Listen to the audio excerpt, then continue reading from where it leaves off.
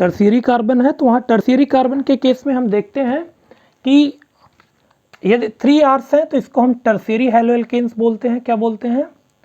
Tertiary या तृतीयक हैलोएल्केन्स, tertiary हैलोएल्केन्स, haloalkane, या फिर इसको हम बोलते हैं तृतीयक हैलोएल्केन। क्लासिफिकेशन हो गया।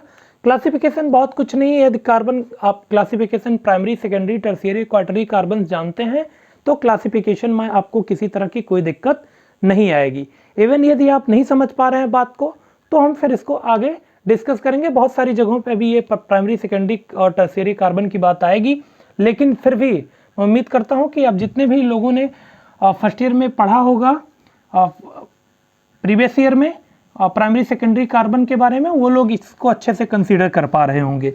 उम्मीद करते हैं कि आप सब लोग समझ रहे होंगे।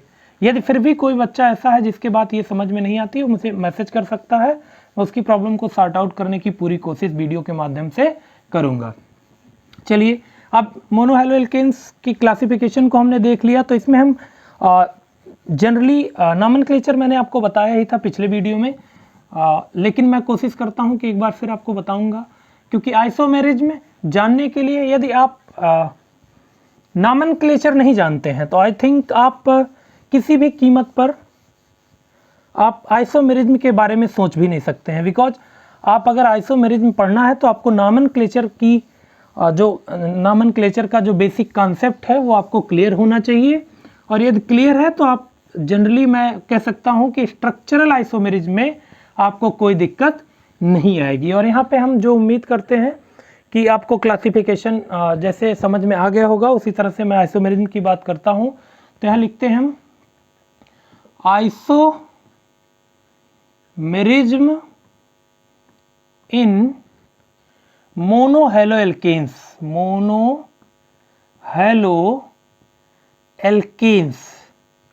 मोनोहैलोएल्केन्स। आइसोमेरिज्म का मतलब समायोता। समायोता आप जानते हैं कि आइसोमेरिज्म क्या होता है। आइसोमेरिज्म का मतलब है कि मॉलिक्यूलर फार्मूला सिमिलर हो, मॉलिक्यूलर फार्मूला सिमिलर हो परंतु उनके जो स्ट्रक्चरल फार्मूले हों भिन्न भिन्न हो।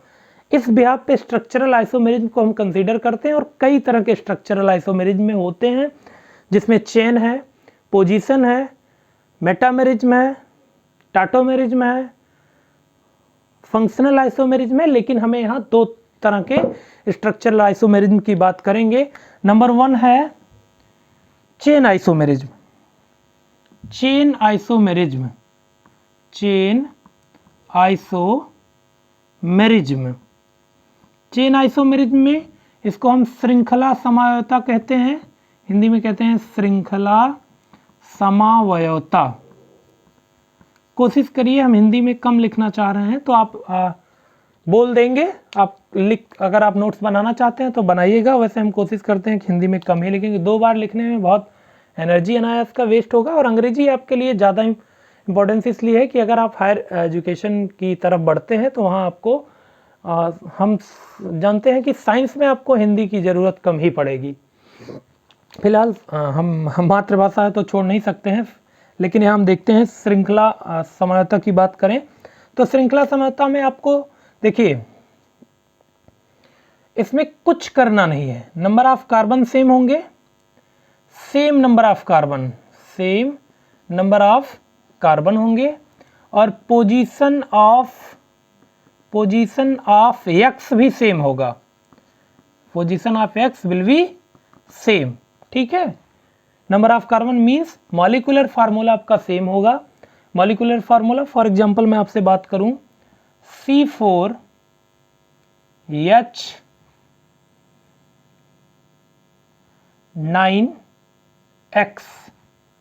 C4H9X,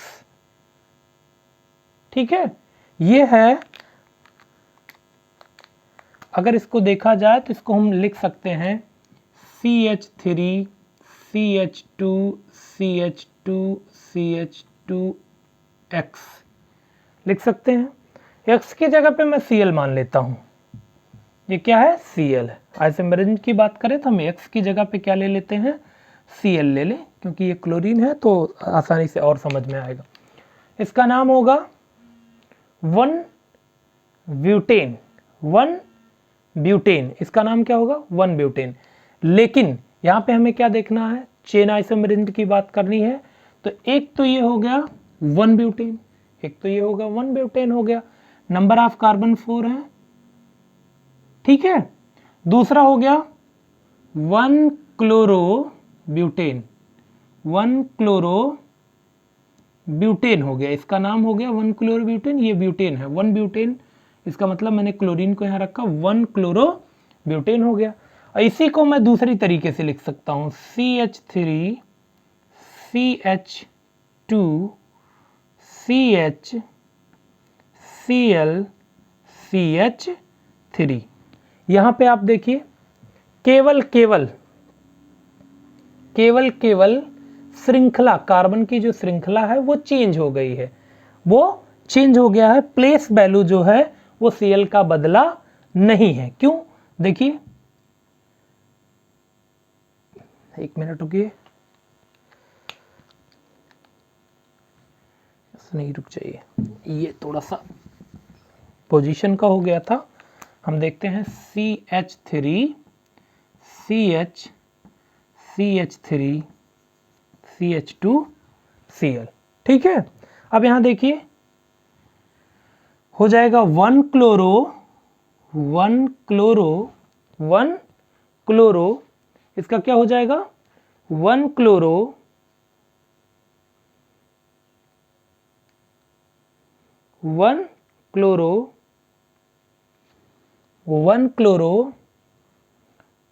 2 methyl propane. अब देखिए दोनों में श्रृंखला समझौता में ये 3 कार्बन की श्रृंखला है और ये 4 कार्बन की श्रृंखला है। केवल this type of isomerism due to only change in chain, केवल जो श्रृंखला है उसमें बदलाव के कारण इस तरह का आइसोमेरिज्म प्राप्त होता है। इस तरह से बहुत सारे केसेस हैं, हम डिस्कस करते रहेंगे, बहुत सारे एग्जांपल ऐसे आएंगे। अब बात करते हैं पोजीशन की। पोजीशन और भी थोड़ा सा सिंपल है। आप पोजीशन की बात करते हैं तो पोजीशन आइसोमेरिज्म में हम आपसे बात करेंगे जिसको स्थान समझौता कहते हैं। स्थान समझौता अगर देखा जाए तो वो भी बहुत इजी है, आप उसको समझ सकते हैं। हमने आइसोमेरिज्म प्रीवियस क्लास में फर्स्ट ईयर में हमने अच्छे से डिटेल में डिस्कस किया था। पोजीशन में देखा जाए, 2 एग्जांपल मैं छोटे छोटे लेकर के आपको बता रहा हूं। पोजीशन आइसोमेरिज्म की बात अगर मैं करूं आपसे,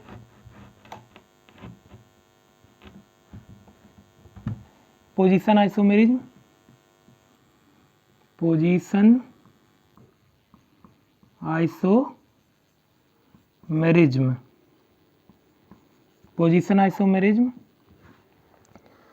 देखिए इसमें मॉलिक्यूलर फार्मूला तो सेम होगा, जैसे C3H7Cl ले लें।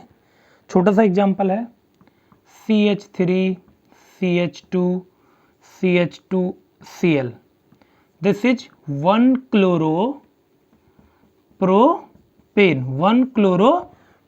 ये क्या है 1 क्लोरोप्रोपेन है, ये क्या है 1 क्लोरोप्रोपेन। यही दूसरा मैं एग्जांपल ले लूं CH3CHCl3 तो इस तरह से हम देख सकते हैं कि ये भी क्या है 2 क्लोरोप्रोपेन है, 2 क्लोरोप्रोपेन।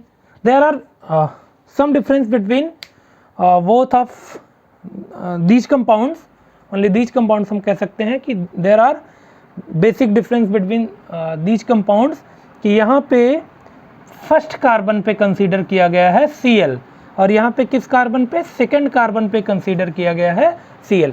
तो देखिए 1 2 3 1 2 3, तो Cl के रिगार्डिंग अगर देखा जाए तो Cl का स्थान यहाँ पे 1 है और यहाँ पे 2 है।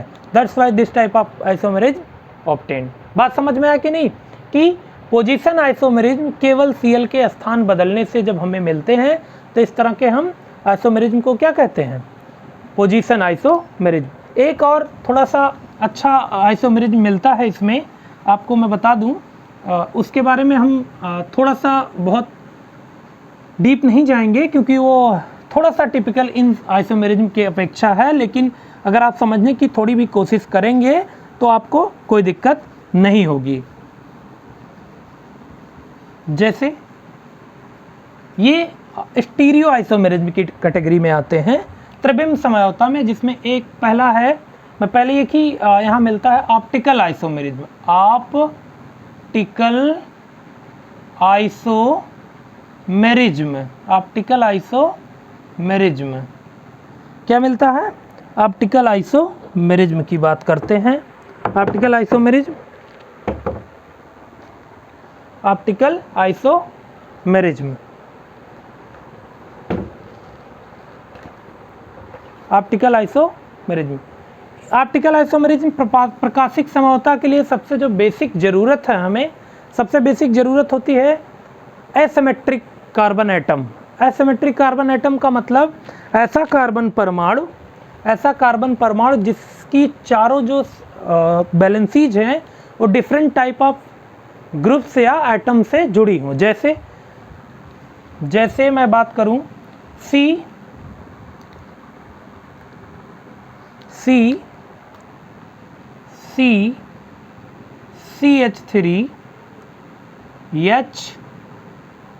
HCl C2H5, अगर इसको मैं सिस्टमेटिकली लिखूं तो आपको ऐसा कुछ मिलेगा।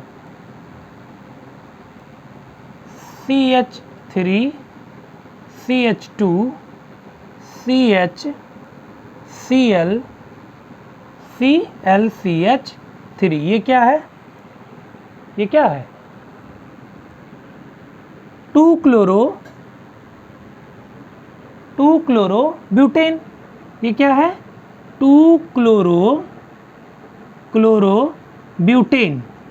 अब यहाँ पे मैं आपको ये बताना चाहता हूँ, this is the asymmetric carbon. ऐसा कार्बन परमाणु, किसी यौगिक में ऐसा कार्बन परमाणु जिसकी चारों संयोजकताएं, ठीक है, जिसकी चारों संयोजकताएं क्या हो? फुलफिल हो डिफरेंट टाइप ऑफ एटम्स और ग्रुप ऑफ एटम्स। बात समझ में आया कि नहीं? मतलब परमाणु या परमाणुओं के समूह से हो लेकिन भिन्न भिन्न हो। यहाँ मिथिल है, यहाँ H है, यहाँ Cl है, यहाँ एथिल ग्रुप है।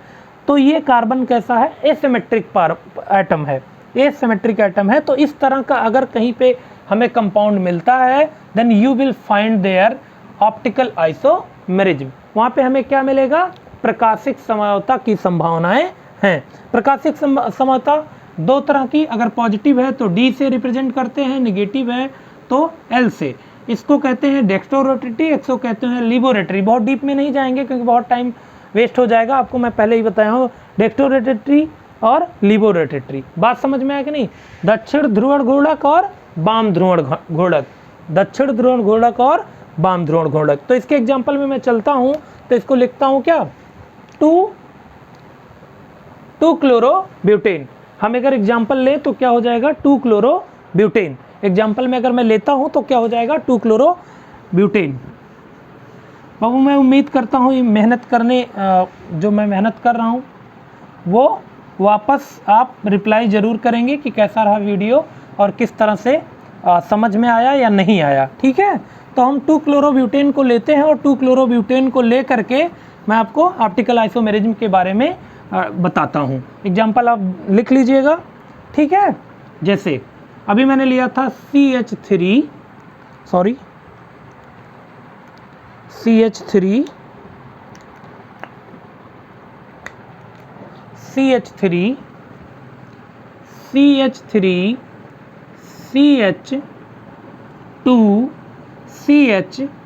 CH3 Cl, ठीक है। अगर इसको इस तरह से हम व्यवस्थित करें CHCl C2H5, तो ये D फॉर्म है, ये फर्स्ट फॉर्म या D फॉर्म इसको कहते हैं, D फॉर्म और प्लस फॉर्म, इसको प्लस फॉर्म या D फॉर्म कहते हैं। और इसी को अगर मैं यहाँ मिरर लगा दूँ, ठीक है अभी देख लेंगे बाबू, बैठ जाओ आप वहाँ, ठीक है। हाँ आप बैठिए वहाँ। CH3 CCl HC2H5। अगर इस तरह से हम देखें इसको तो ये मिरर लगा दें और मिरर के रेफरेंस में ये L सेकेंड रूफ है, इसको L फॉर्म कहते हैं। यहाँ ऊपर लिख देते हैं इसको L फॉर्म कहते हैं या निगेटिव फॉर्म कहते हैं। ठीक है, ये लिबोरेटरी भी है। बात समझ में आया कि नहीं? और ये एक दूसरे के इनैंसियोमर हैं। इनैंसियोमर मीन्स दर्पण प्रतिबिंब। फॉर एग्जाम्पल मैं आपको दर्पण प्रतिबिंब के बारे में बता दूं, यदि आप अपना हाथ शीशे पे ले जा कर के ऐसे रखेंगे तो जस्ट लाइक दैट इस तरह का कुछ आपको मिलेगा। ये देखिए अंगूठा, आपका थंब आपके थंब के ऊपर और लिटिल फिंगर आपके लिटिल फिंगर, इंडिकेशन जो इंडिकेटर होती है वो इंडिकेटर के ऊपर, लार्ज वाली लार्ज के ऊपर इस तरह से आएगा। लेकिन अगर हम इसको कहें बिना किसी तरह से उल्टे एक दूसरे के ऊपर रख पाएँ तो ऐसा संभव नहीं, लेकिन अगर ऐसे ले जाएं एक दूसरे के ऊपर तो रखा जा सकता है। इस तरह के केस को हम कहते हैं इनैंसियोमर या दर्पण प्रतिबिंब। क्या कहते हैं? दर्पण प्रतिबिंब कहते हैं। बात समझ में आया कि नहीं? आप कोशिश करिएगा इस तरह का केस जो होगा यौगिकों में दर्पण प्रतिबिंब कहते हैं। ठीक है, बैठ जाओ बेटा। ठीक है, हम समझ रहे हैं, जाइए उधर बैठिए। ठीक है, बैठिए, अभी थोड़ी देर पढ़ा देंगे फिर आपसे बात करेंगे। ठीक है, बात समझ में आया कि नहीं? चलिए, हाँ ठीक है, पढ़ा देंगे। चलो बैठो, चुपचाप बैठिएगा, बोलिएगा नहीं। ठीक है,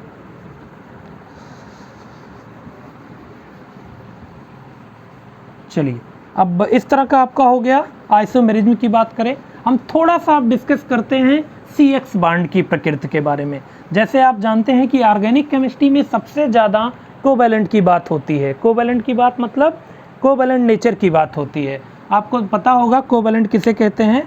कोवैलेंट बॉन्ड मतलब कोवैलेंट बॉन्ड, कोवैलेंट बॉन्ड, इसको हिंदी में कहते हैं सह संयोजक बंध। इसको क्या कहते हैं? सह संयोजक बंध। सह संयोजक बंध बेसिक तरह से दो तरीके से होता है। एक पोलर होता है, एक पोलर और एक नॉन पोलर। क्या होता है? Non polar. बात समझ में आया कि नहीं? ध्रुवीय और अध्रुवीय, ध्रुवीय और अध्रुवीय, इस तरह से दो तरह के बंध होते हैं। तो हम एक CX की बात करेंगे। CX के बारे में चलिए डिटेल में देखते हैं क्या है CX। क्योंकि जब हम मोनोहैलो एल्केन्स के केमिकल नेचर की बात करेंगे, जब हम केमिकल नेचर की बात करेंगे then we will discuss only CX bond. ठीक है, बेसिकली हमें वही डिस्कस करना होगा। सेकेंडरी प्रायोरिटी पर हम अन्य सब्स्टिट्यूशन रिएक्शन को देखते हैं। अदरवाइज हम जो बात करेंगे केमिकल नेचर में या केमिकल प्रॉपर्टीज में वो CX बॉन्ड को ही हम डिस्कस करेंगे। बात समझ में आया कि नहीं? ठीक है, बैठ जाइए। ठीक है, तो चलिए डिस्कस करते हैं CX बॉन्ड। CX का मतलब आप समझ सकते हो RCH2X। तो यहाँ हम इस बॉन्ड को बेसिकली CX से रिप्रेजेंट करते हैं। ठीक है, CX से रिप्रेजेंट करने का मतलब क्या है? CX से रिप्रेजेंट करते हैं तो यहाँ पे हमें दो कार्बन की इलेक्ट्रोनिगेटिविटी और X की इलेक्ट्रोनिगेटिविटी में अंतर के कारण ये बंध कैसा होता है? पोलर नेचर का होता है। कैसा होता है? पोलर प्रकृति का होता है। कैसा होता है? ध्रुवीय प्रकृति का। कैसा होता है? ध्रुवीय प्रकृति का होता है। क्यों होता है? क्योंकि X में F की विद्युत ऋणात्मकता 4.0 होती है, Cl की होती है 3 पॉइंट समथिंग, Br की होती है 2.85 के आसपास और I की होती है 2.2 ये। ठीक है, और CX की होती है 2.50 के आसपास।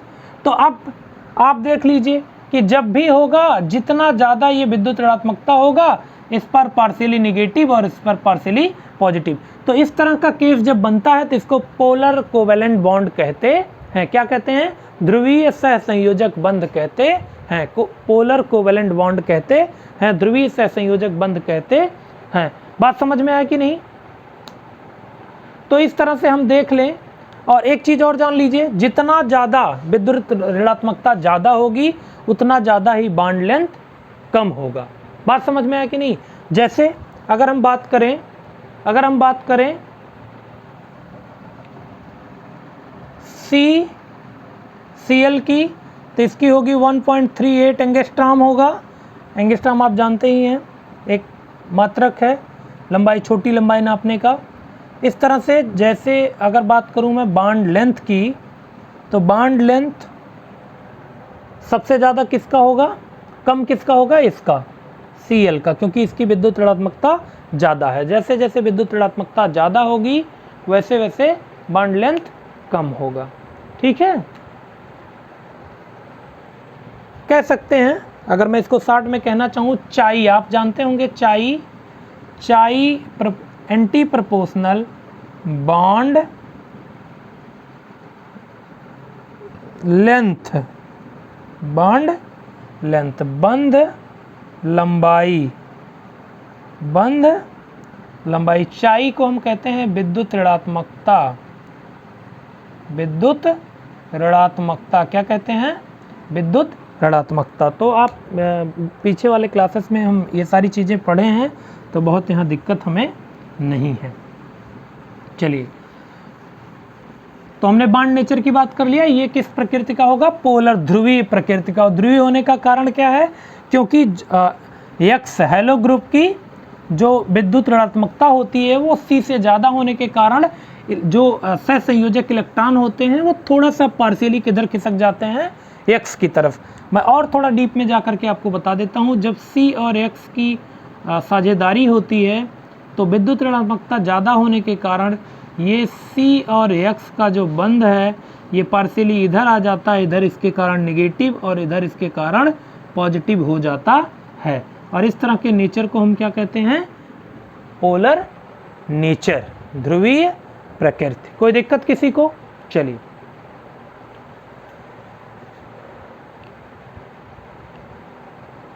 ठीक है। अब 2-3 प्रिपरेशन के मेथड पढ़ लेते हैं, क्योंकि बहुत लंबा वीडियो आप हो सकता है ना देखें, इसीलिए मैं छोटे छोटे टुकड़े में वीडियो बना रहा हूं, जिससे कि आप आसानी से देख पाएँ और आप कुछ गेन कर पाएँ। जो बोर्ड एग्जाम के बच्चे हैं मैं उन्हीं के क्लास का सबसे पहले वीडियो बना रहा हूँ। फर्स्ट ईयर के बच्चों का अभी कोई रिस्पांस नहीं है, इसलिए अभी कोशिश कर रहा हूँ कि सैटरडे या फ्राइडे सैटरडे में वीडियो बनाऊंगा फर्स्ट ईयर का बेसिक कॉन्सेप्ट पर, क्योंकि मैंने एक दिन लिख करके स्क्रीनशॉट भेजा था, किसी बच्चे का कोई रिस्पांस नहीं आया। तो मैं उम्मीद करता हूँ कि जब आप रिस्पांस नहीं दोगे तो मैं क्या समझूंगा कि आप वीडियो देख रहे हो कि नहीं देख रहे हो। ठीक है, क्योंकि इस तरह से प्रोफेशनल वीडियो है कि नहीं मैं लगातार बनाऊँ। ठीक है, मैं आपके ही बेनिफिट के लिए वीडियो केवल बना रहा हूँ। मैं प्रोफेशनल यूट्यूबर तो हूँ नहीं कि मैं अनायास का वीडियो बनाऊँ। मैं कोशिश कर रहा हूँ लगातार वीडियो बनाऊँगा, क्योंकि आप ना भी देखें तो जो भी बच्चे और देखना चाहते हैं वो देख सकते हैं।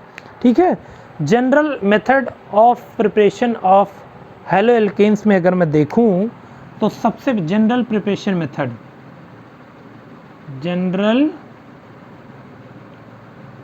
प्रिपरेशन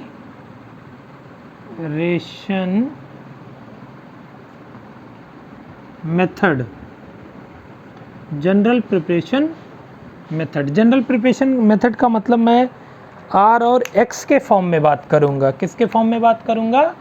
R और X, R और X की बात करेंगे तो इसको हम जनरल रूप लेते हैं, जनरल फॉर्म लेते हैं। क्यों? क्योंकि R में भी ethyl, Mithil and so on, कुछ भी, और X means fluorine, chlorine, bromine, iodine and so on, कुछ भी। ठीक है, तो सबसे पहले मैं बात करूंगा एल्कोहल से। ठीक है, सबसे पहला पॉइंट है ए फॉर्म है, ए में मैं बात करूंगा एल्कोहल से। किससे? एल्केनॉल से कह सकते हैं, फ्रॉम एल्केनॉल से। क्या कह सकते हैं? फ्रॉम एल्केनॉल से। एल्केनॉल का मतलब है एल्कोहल, एल्केनॉल का मतलब क्या है? एल्कोहल। एल्कोहल का हम क्या करेंगे? डिहाइड्रेशन करेंगे। डिहाइड्रेशन मतलब निर्जलीकरण करेंगे, देन वी विल फाइंड क्या? Halo alkanes. कौन सा halo alkanes? Mono halo alkanes. ठीक है, तो हम सबसे पहले करते हैं, आप हेलो एल्केन्स की बात करूं तो सबसे पहला आप देख लो कि R OH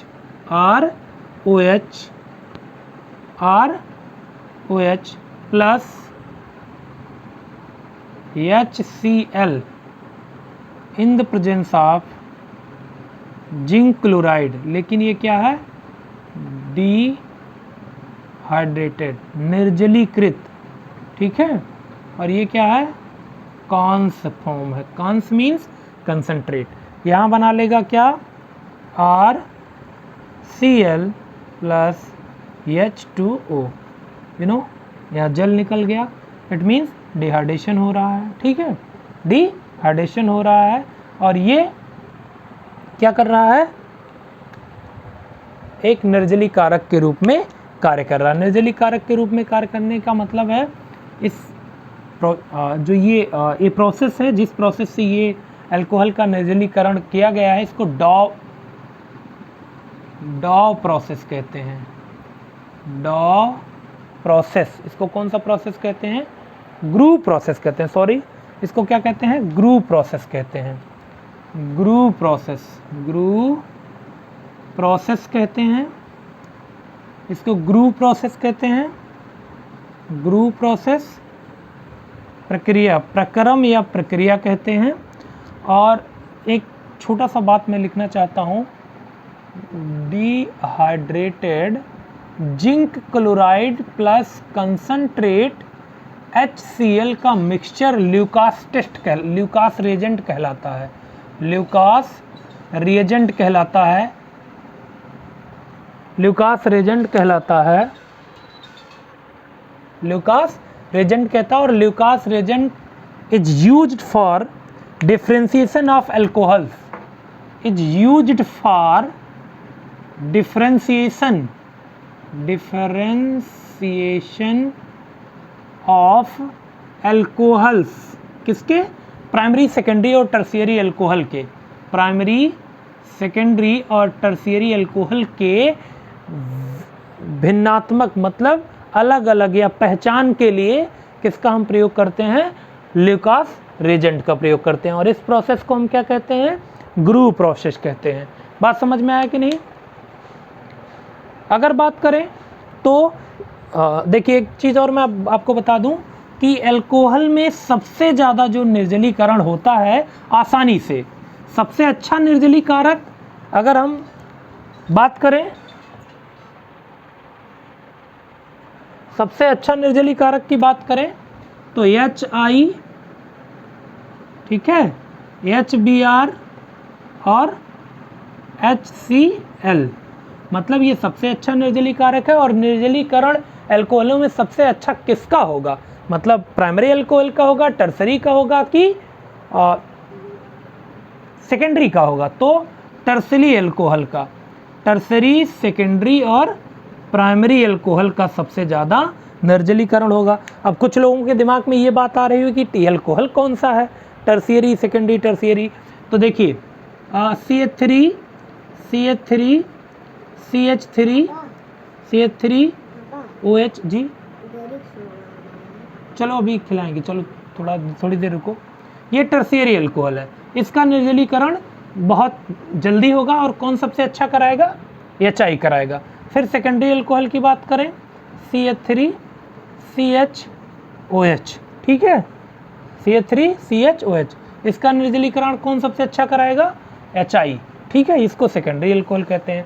और अभी जो हमने एग्जांपल लिया था CH3 CH2 और OH, ये है primary alcohol. There are only 1 R group, ठीक है, there are only 1 R group, ठीक है। तो इस तरह से अगर हम कहें, बात करें तो हमें क्या मिलेगा, प्राइमरी, सेकेंडरी और टर्शियरी की बात करते हैं, ठीक है। चलिए एक और मेथड की मैं बात करूंगा, उसके बाद नेक्स्ट वीडियो में मैं और भी सामान जो बनाने की विधियां हैं, जनरल मेथड ऑफ प्रिपरेशन है, उसको हम नेक्स्ट टाइम डिस्कस करेंगे। हम अल्कोहल की बात करें तो अभी इसका ही एक फैक्टर और बचा है, ठीक है। इसमें दूसरी बात करते हैं हम, ठीक है, दूसरी बात करते हैं हम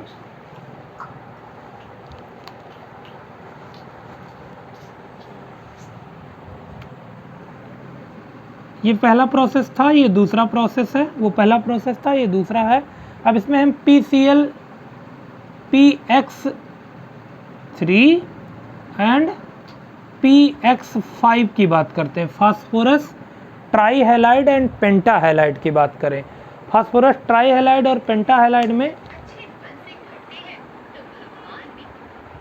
फास्फोरस ट्राईहैलाइड एंड पेंटाहैलाइड की बात करें तो यहाँ फास्फोरस ट्राईहैलाइड में अगर करेंगे तो ROH 3 टाइम ले लेंगे प्लस PX3 ले लेंगे और यहाँ बना लेगा ये 3RX प्लस H3PO3 बना लेगा, ठीक है।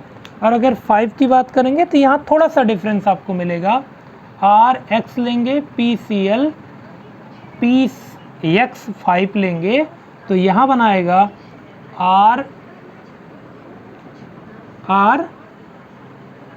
RX plus POX3 plus HX, ठीक है।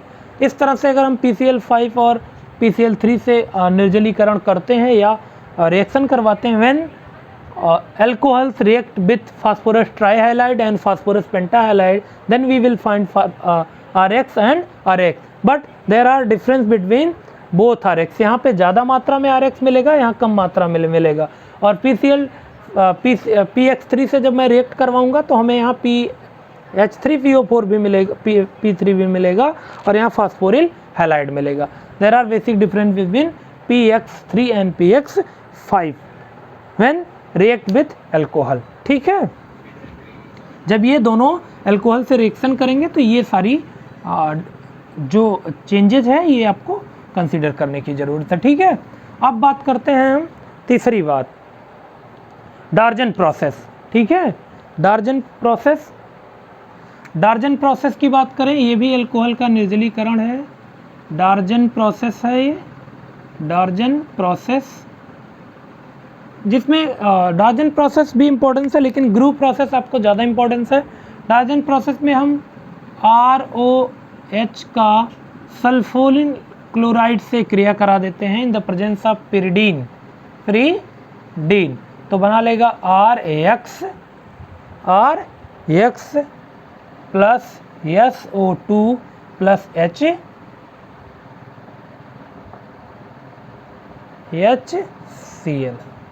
यहाँ X ना लें क्योंकि यहाँ Cl हमने लिया है, तो यहाँ पे इस तरह से इसको डार्जन प्रोसेस कहते हैं। ये बनाने की सामान्य विधि है, लेकिन ये सभी विधियाँ अल्कोहल से रिलेटेड हैं। ये सभी विधियाँ किससे रिलेटेड हैं? अल्कोहल से, क्योंकि हमने देखिए वहाँ पे एक ग्रुप बनाया था A, और A ग्रुप के बाद हमने जो बातें की हैं वो A ग्रुप में यही था कि A में अल्कोहल से हमने बनाने की बात कही है। किससे बात कहा हमने बनाने का? अल्कोहल से बनाने की बात कही है, ठीक है। अब बात करते हैं मोनोकार्बोक्सिलिक एसिड से। सेकंड बी फॉर्म हमारा है मोनोकार्बोक्सिलिक एसिड से। मोनोकार्बोक्सिलिक एसिड का एक बेसिक एग्जांपल मैं आपको बता दूं, COOH, जिसको आप एसिटिक एसिड या एथेनोइक एसिड या सिरके का अम्ल भी कहते हैं। बहुत ही कॉमन सा मोनोकार्बोक्सिलिक एसिड है। जनरली एक छोटे से नॉर्मल से हाई स्कूल तक के बच्चों को भी ये सारी चीज़ें आना चाहिए, ठीक है। तो इसका हम लवण लेते हैं, इसका सिल्वर एसीटेट लेते हैं, ठीक है, CH3COOAG। सिल्वर एसीटेट को क्या करते हैं? ट्रीट करते हैं Br के साथ,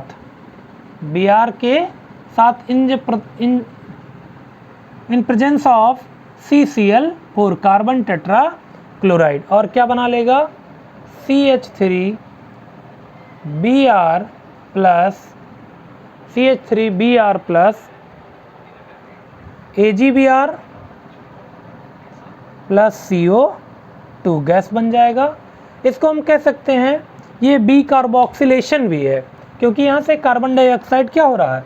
निकल रहा। तो इस प्रोसेस को हम बी कार्बोक्सिलेशन ऑफ मोनोकार्बोक्सिलिक एसिड कहते हैं। And this reaction is known as, बहुत इंपॉर्टेंट रिएक्शन है, हुंड्स-डीकर रिएक्शन।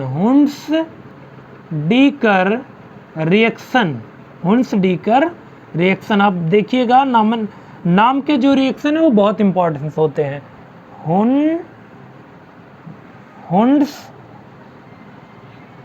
हुंड्स डीकर रिएक्शन, डीकर अभिक्रिया। ठीक है, चलिए आज के लिए इतना ही। आप कोशिश करिए कि जो भी अभी सामान्य रिएक्शन बहुत सारे हमारे बचे हैं, बहुत कॉमन सा एक रिएक्शन हमने नहीं लिया है, वो ना लेने का कारण ये भी है कि मैं उसको और अच्छे से थोड़ा सा इन सारे रिएक्शन से ज़्यादा इंपॉर्टेंस है, क्योंकि और पिछले क्लासेस में हम उसको पढ़ चुके हैं। बस वो एक क्या है, एल्केन्स का हेलोजिनेशन है, लेकिन हम उसको थोड़ा और अच्छे से बताना चाह रहे हैं। तो नेक्स्ट वीडियो में यदि आप रिस्पॉन्स करते हैं अच्छे से, तो मैं नेक्स्ट वीडियो में इसको अच्छे से प्रिपेयर करके और आपको बताऊंगा कि आपको जितना भी मैटर मिले वो अच्छे से अच्छा मिले। आपको छोटी छोटी बातें हैं जो लिखना है, जैसे ल्यूकास्ट रेजेंट क्या हो गया, यहाँ से एक क्वेश्चन ये भी हो सकता है, यहाँ से एक क्वेश्चन हो सकता है कि ग्रुप प्रोसेस में सबसे बेटर निर्जलीकारक कौन सा है, HI है। ठीक है, और अगर हम एल्कोहलों का निर्जलीकरण करना चाहते हैं तो what is the most preferable alcohol, मतलब सबसे अच्छा किसको हम प्रेफर कर सकते हैं। तो वहाँ के केस में हम क्या ले लेते हैं, टर्शियरी एल्कोहल मतलब तृतीय एल्कोहल का निर्जलीकरण सबसे आसानी से होता है। चलिए ठीक है, ओके, थैंक यू। मैं कोशिश करता हूँ कि आप सारे लोग अच्छे से वीडियो को देख करके, और कोशिश करेंगे जो भी सीखने लायक है इन सारी इससे वीडियो से आप सीखेंगे। ठीक है, ओके, धन्यवाद।